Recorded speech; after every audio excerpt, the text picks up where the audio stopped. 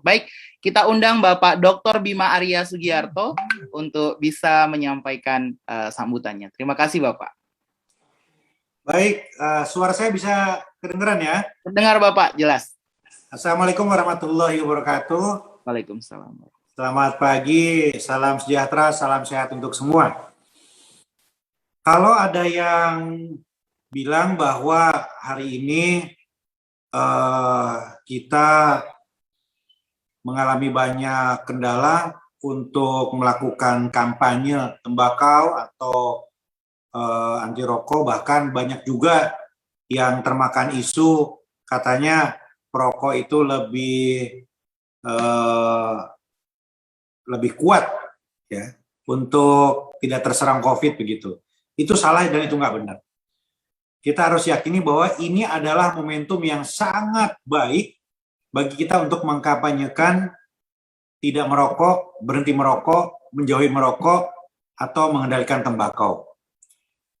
Data-data menunjukkan bahwa ketika orang terpapar COVID, ini kemudian kalau punya komorbid, paru-paru atau jantung, maka risikonya akan lebih besar.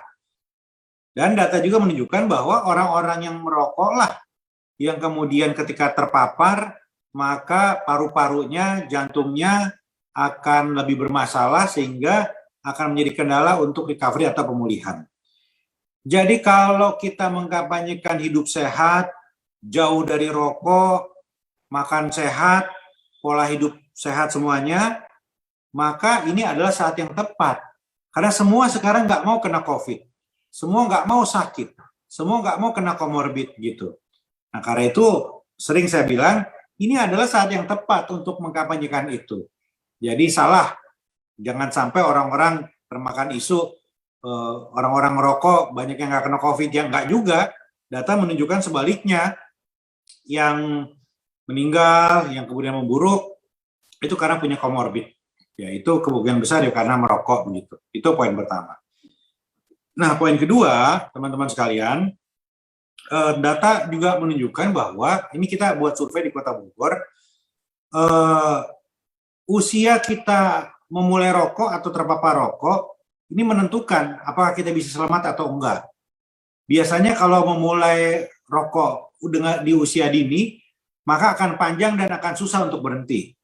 Tetapi kalau mulainya telat, ya biasanya juga akan lebih mudah untuk berhenti. Di Kota Bogor itu usia mulai merokok, ini usianya 12,8, ya kira-kira kelas 6 SD atau kelas 1 SMP. Ini PR kita bersama, karena semakin dini ini. Nah, karena itu kampanye kita, usaha kita adalah mengkampanyekan bagaimana anak-anak usia dini ini tidak terpapar rokok. Di Kota Bogor reklame sudah dilarang. Di Kota Bogor nggak boleh ada lagi kegiatan-kegiatan yang mengundang sponsor rokok. Ya, karena disitulah pintu masuk anak-anak muda atau anak-anak kecil bahkan berkenalan dengan rokok. Nah, jadi ini kampanye kita yang harus konsisten terus-menerus untuk anak-anak muda tidak memulai rokok di usia yang sangat dini begitu. Dan yang ketiga, pemerintah nggak bisa bergerak sendiri, pemerintah harus berkolaborasi dengan semua. Kita juga nggak bisa hanya bergerak di ujungnya saja, patroli untuk menegakkan perda, nggak boleh ngerokok sembarangan, nggak bisa hanya represif atau penegakan hukum. Kita harus mulai dari aspek preventif dan preemptif. Jadi jangan ada ruang bagi anak-anak untuk berpikir mulai merokok atau mencoba rokok. Nah, ini namanya preemptif. Preventif adalah mensosialisasikan bahaya-bahaya ketika kita merokok. Ini untuk mengcounter banyak sekali opini bahwa merokok itu nggak apa-apa, merokok itu memberikan kontribusi pada ekonomi dan sebagainya. Jadi, mari kita sama-sama bergerak di preemptif dan preventif. Disinilah dibutuhkan peers education, anak-anak muda, duta-duta, ambasador-ambasador, ikon-ikon kita untuk mengkampanyekan hidup tanpa rokok atau berhenti merokok. Ini penting banget. Karena biasanya anak-anak lebih mendengar teman-temannya dibanding orang tuanya begitu.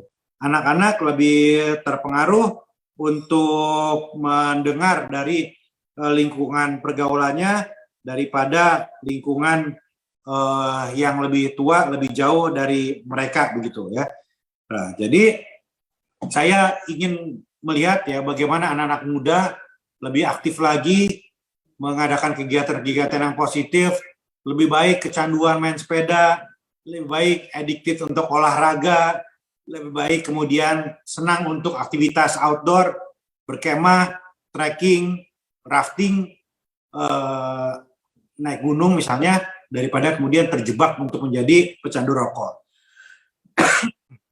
Nah, kita juga harus punya cara gimana caranya untuk membantu orang-orang untuk berhenti merokok kalau menurut saya. Di Kota Bogor, kita selalu memberikan penghargaan bagi yang sudah berhenti 6 bulan, 1 tahun, 2 tahun, 3 tahun, karena itu adalah prestasi. Ya banyak yang relapse, udah berhenti tapi ngerokok lagi. Nah, jadi saya kira harus juga punya cara untuk melakukan pendampingan, untuk melakukan konsultasi, bimbingan bagi orang-orang yang betul-betul ingin serius merokok gitu. Jadi Youth Ambassador ini saya kira banyak ya, bisa untuk menjadi ikon hidup sehat, bisa secara eksplisit mengkampanyekan untuk tidak merokok, atau bahkan juga bisa mengorganisir satu gerakan untuk melakukan pendampingan bagi orang-orang yang ingin berhenti merokok tetapi susah begitu. Dan kita juga harus berkampanye untuk memberikan edukasi bahwa semua rokok itu buruk, apapun jenisnya. Jangan sampai ada yang bilang bahwa sisa rokok elektronik gitu, vape, nah itu aman untuk kesehatan. Enggak. Ya, bahkan banyak penelitian menunjukkan bahwa cairan-cairan itu berbahaya. Jadi bahkan mungkin jauh lebih berbahaya dari rokok. Jadi intinya berani berhenti merokok apapun itu jenisnya yang harus dikampanyekan oleh para duta ambasador ini gitu. Saya rasa itu, dan yang terakhir saya ingin sampaikan bahwa perjuangan kita, ikhtiar kita, gerakan kita ini jangka panjang. It's a sprint. It's not a sprint. It is a marathon.